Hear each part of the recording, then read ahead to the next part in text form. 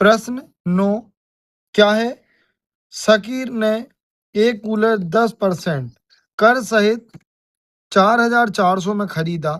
बेट जोड़ने से पहले कूलर का मूल्य ज्ञात कीजिए। तो आसान प्रश्न है। अब हमें क्या बताना? कूलर का मूल्य बताना, केवल जो कर लगाने से पहले का। माना कूलर का मूल्य, और उसको हमने क्या मान लिया? एक्स। कर कर किस पे लगा भाई? देखो, कूलर 100 रुपए का यदि हमने खरीदा है तो उसी का 10% हमारा क्या लग गया है? कर। तो ऐसे ही तो करेंगे। क्यों? क्योंकि एक्स का जो 10% होगा वो 10/100 ही होगा। तो इससे अपन ने इसको कर दिया कैंसर। तो ये आ गया एक्स एकम एक्स बटे आ गया 10। अब ये आ गया आपका कूलर का मूल, और ये आ गया कर का मूल।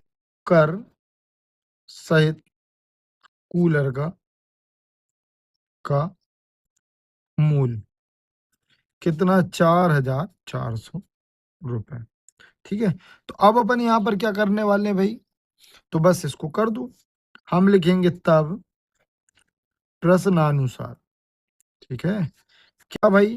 कि जो कूलर का मूल है और उसका जो कर सहित कूलर का मूल है, यदि हम सबको जोड़ दें तो वो किसके बराबर आ जाएगा? 4,400 के। हल करना है तो 10 त्रिया गुणा हो जाएगा। 10 एकम 10, 1 एकम 1, नीचे आ जाएगा 10 और 4,400। इनको जोड़ देंगे हम तो ये हो जाएगा 11x। ये वाला 10 का गुणा यहाँ पर हो जाएगा तो ये आ जाएगा गुणा का भाग में, तो ऐसे ही भाग का जाएगा गुणा में।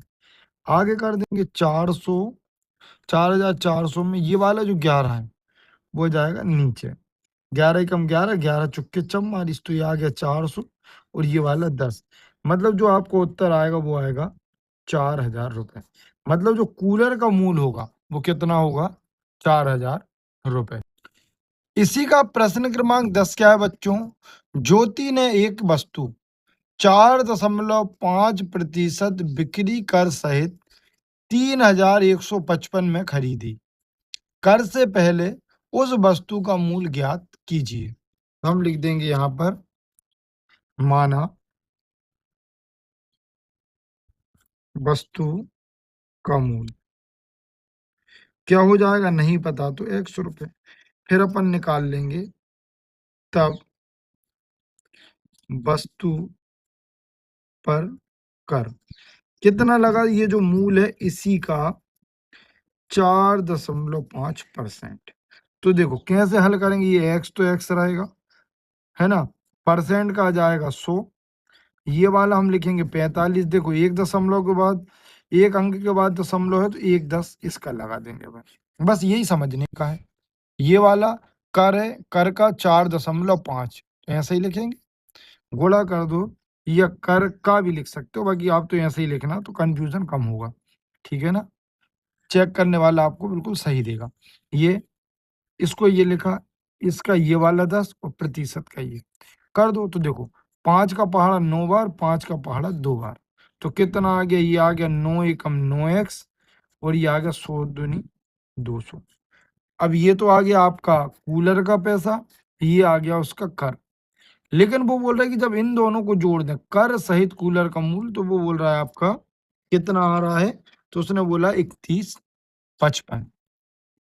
तो हमने लिख दी यहाँ पर तब कूलर सॉरी वस्तु और वस्तु का कर को यदि हम जोड़ रहे हैं तो वो किसके बराबर आ रहा है? 31.55। बस हल कर दो। इसका गुणा यहाँ करेंगे तो ये हो जाएगा 200x, यहाँ एक मान लो तो ये हो जाएगा 9 एकम 9x, नीचे आ जाएगा 200 बराबर 31.55। आगे हल करेंगे, इन दोनों को जोड़ेंगे तो ये हो जाएगा 209x। ये वाला ये 200 है, इसका गुणा हो जाएगा आपका यहाँ पे, है ना? अब गुणा का उल्टा क्या होता है भाई? तो आपको पता है कि जो गुणा का उल्टा होता है वो होता है भाग। तो अपन जो गुणा में है उसको उठाकर अपन भाग में ले जाएंगे।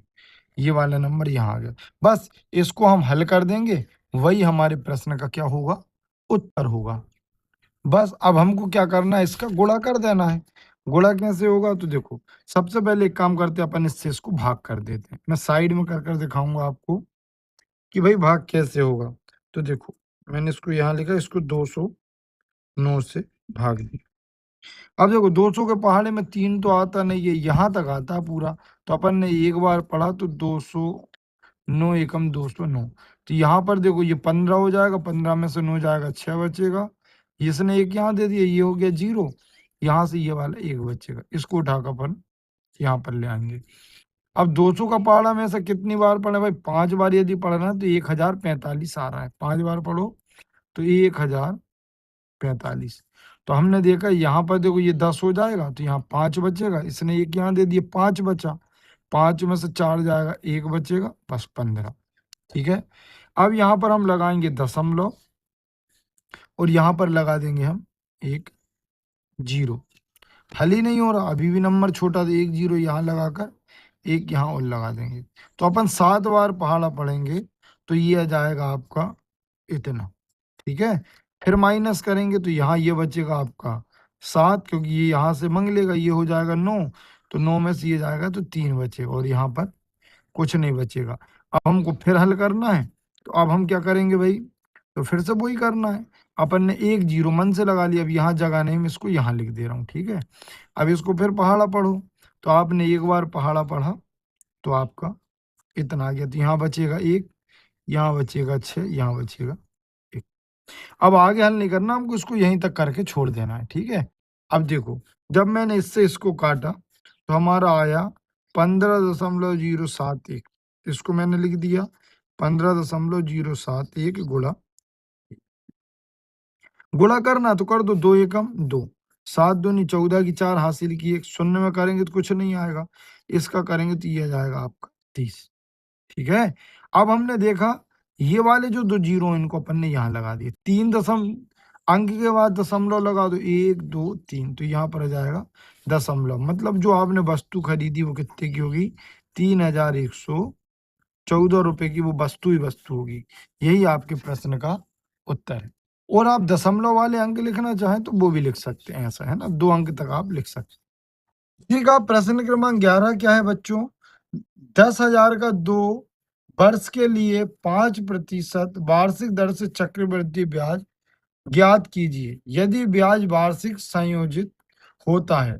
देखो, सबसे पहले हम यहाँ पर लिखेंगे मूलधन, जो कि हमें कितना दे रखा है, तो हम बोल देंगे मूलधन P बराबर 10,000 रुपए। समय कितना दिया, तो समय को अपन शो कर सकते हैं T से, 2 वर्ष। और उसने आपको दर कितनी दी है, दर को R से दर्शा दो, 5%। अब हमें बताना चक्रवृद्धि ब्याज, तो अपन लगाएंगे इसमें मिश्र धन का सूत्र। ठीक है ना। क्या होता है भाई मिश्र धन का सूत्र? तो हम लिखेंगे यहाँ पर मिश्र धन बराबर होता है मूलधन शोधन दर बटे, यहाँ पर पूरे के नीचे जाएगा 100 और यहाँ पर आ जाएगा समय T। हल करना है। यहाँ पर आ जाएगा आपका 10,000, यहाँ जाएगा 100 धन 5 बटे 100, यहाँ पर आ जाएगा 2। तो ये आ गया तुम्हारा 10,000, 105 बटे 100। कितनी बार लिखना है? देखो यहाँ पर पावर 2 की लगी है तो 2 बार लिखना पड़ेगा, घात 2 की है। बच्चे कंफ्यूज होते हैं कि डबल से कैसे कर दिया। देखो यहाँ कितना लिखा है, घात में 2। देखो एक 0 से ये वाला कैंसिल, इससे ये कैंसिल, इससे ये कैंसिल और इससे ये कैंसिल। बस इनको हम गुणा कर देंगे, वही हमारा क्या होगा, मिश्र धन होगा। ठीक है। तो देखो यहाँ करते हैं, देखो 5 का गुणा 5 में करेंगे तो 25 हासिल कर दो, 5 शून्यम शून्य, उसमें 2 जोड़ेंगे 2 ही आएगा, 5 एकम 5। फिर 0 का करेंगे तो ये आ जाएगा, फिर क्रॉस लगाएंगे, इसका करेंगे तो 5 0 1, 5 2 10 1। मतलब जो मिश्र धन होगा वो आएगा आपका 11,025 रुपए। ये आ गया आपका मिश्र धन। ठीक है ना। लेकिन हमें क्या बताना है भाई? अब हमें तो बताना है इसका ब्याज, तो हम बताएंगे चक्रवृद्धि ब्याज। कैसे निकालेंगे भाई? तो जो हमारा मूलधन है, सॉरी मिश्र धन है, ये जो मिश्र धन लाए ना हम, इसमें से यदि हमारा ये जो रकम है 10,000 उसको घटा देंगे तो हमारा उत्तर आ जाएगा। तो हमारा उत्तर आएगा, इसमें से इसको घटाएंगे तो 1,025। ठीक है।